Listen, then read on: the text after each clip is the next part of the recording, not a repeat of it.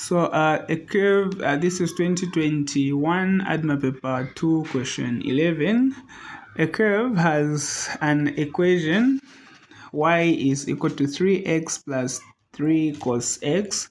Find the smallest positive value of x for which the curve has gradient 1 over 4. So we can first differentiate this. When I differentiate the 3x, I'll get a 3. I differentiate this. Remember, when you differentiate cos, you get negative sine x. Like this, the 3 will not be affected since we don't have any numbers there. So our dy dx is equal to this. And then we've been told that the gradient is 1 over 4. We want to find the smallest value of x. So this one will be, instead of having dy dx, we can have 1 over 4 is equal to 3 minus 3 sine x. So I can just take the 3x this side, 3 sine x this side, and then we have 3. We can subtract here so that we have 3 sine x. Then when you subtract these two numbers, this times this will be 12 minus that, we have negative. You have 11 over 4. And then at this point, you can either divide both sides by 3 if you know how to divide fractions by numbers like this, or you can make it easier for yourself by multiplying by 1 over 3. So a very common mistake here is to divide both sides by 3, and then you have 11 over 4 over 3, and then you want to multiply this by this. That's not correct, because in this case, we are dividing 11 over 4 by 3. We are not dividing 11 by 4 over 3. So you can only multiply when you have this. So in a case like this, you have 11 over 4 divided by 3, which is equal to 11 over 4 multiplied by, this one will be 1 over 3. So 1 times 1 is 11, this times this is 12. As you can see, this one is not multiplying by that. But when you have a case like this, yeah, you can do that. So this is like 11 divided by 4 over 3.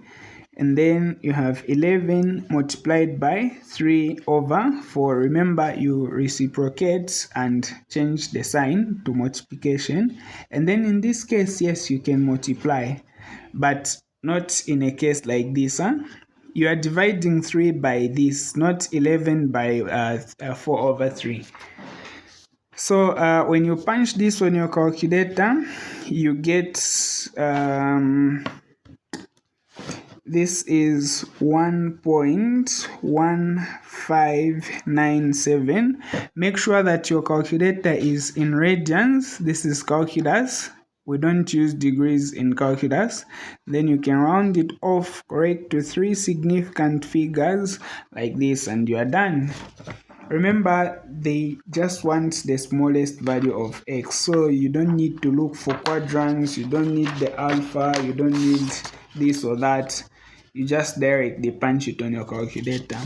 And then for part B, a piece of wire 80 centimeters long is bent to form a shape below. So in short, the perimeter, I don't know if perimeter is the correct word to use, because yeah, it is, because even the circumference is perimeter.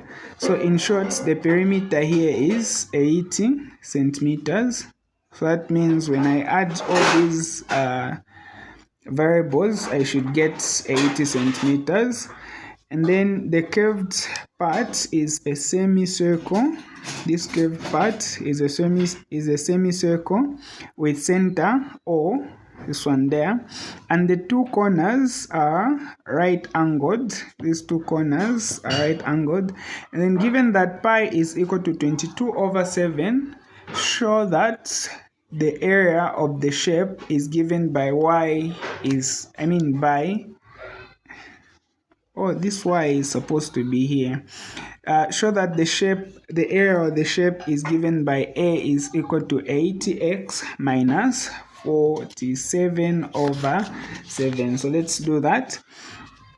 So the area of this shape here, the shaded region, is given by the area of the rectangle, which is LB, minus the area of this semicircle.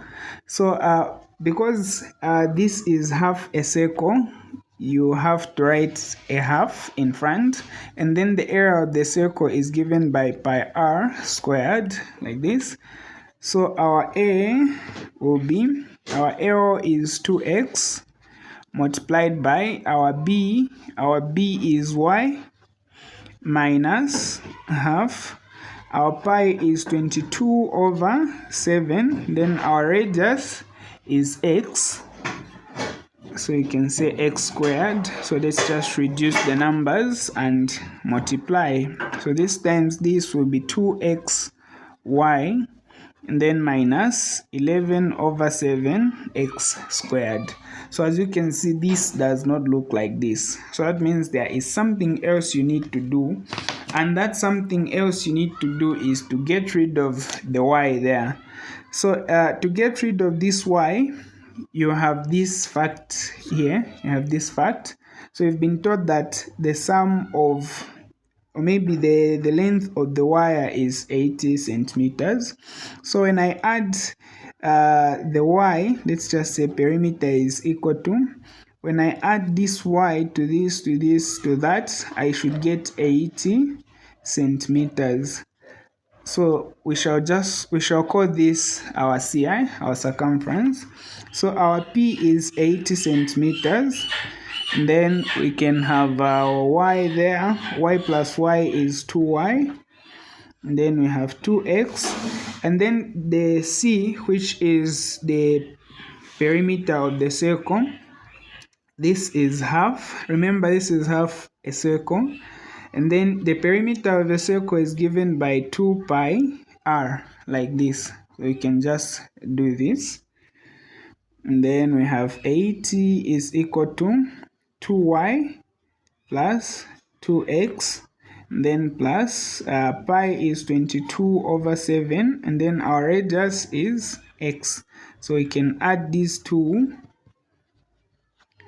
This times this is 14 plus this, we have 36x over 7.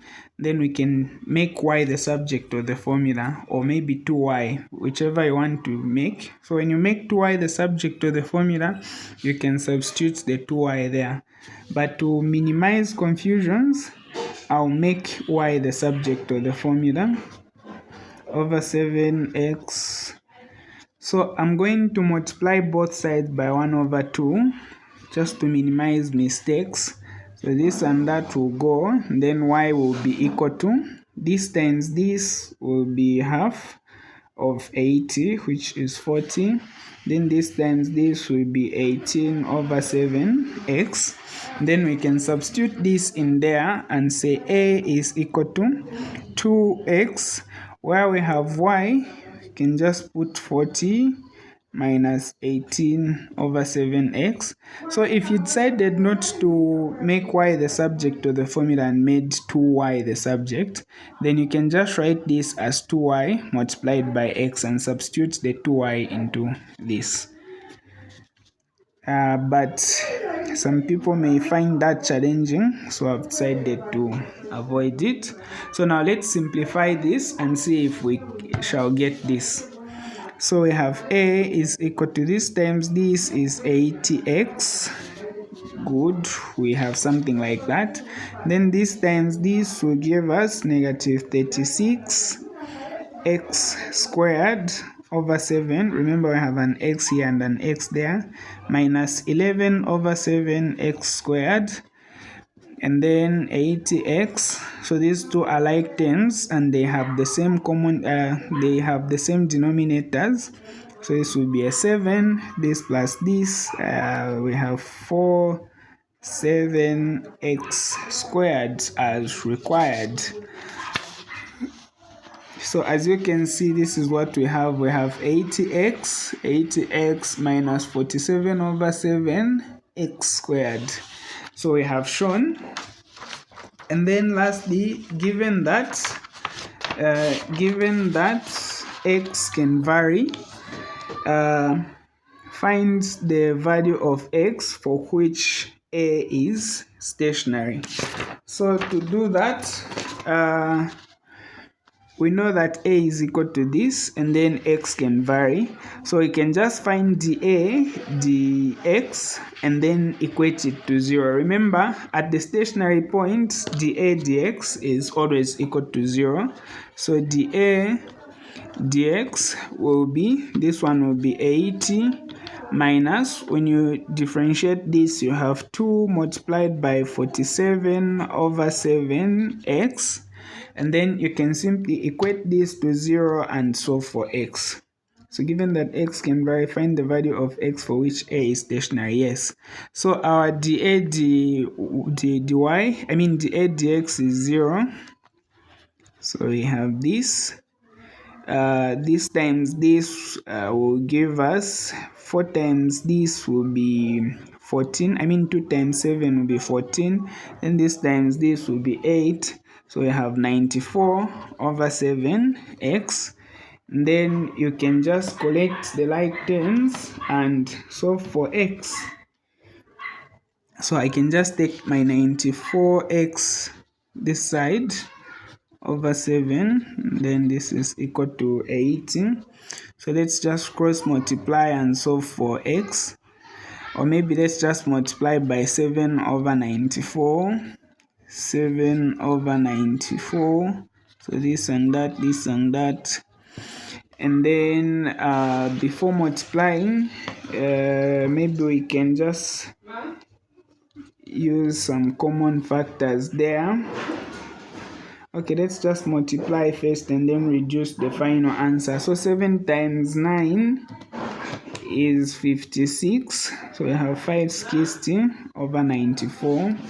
And then 560, using my calculator, 560 divided by 94 in fraction.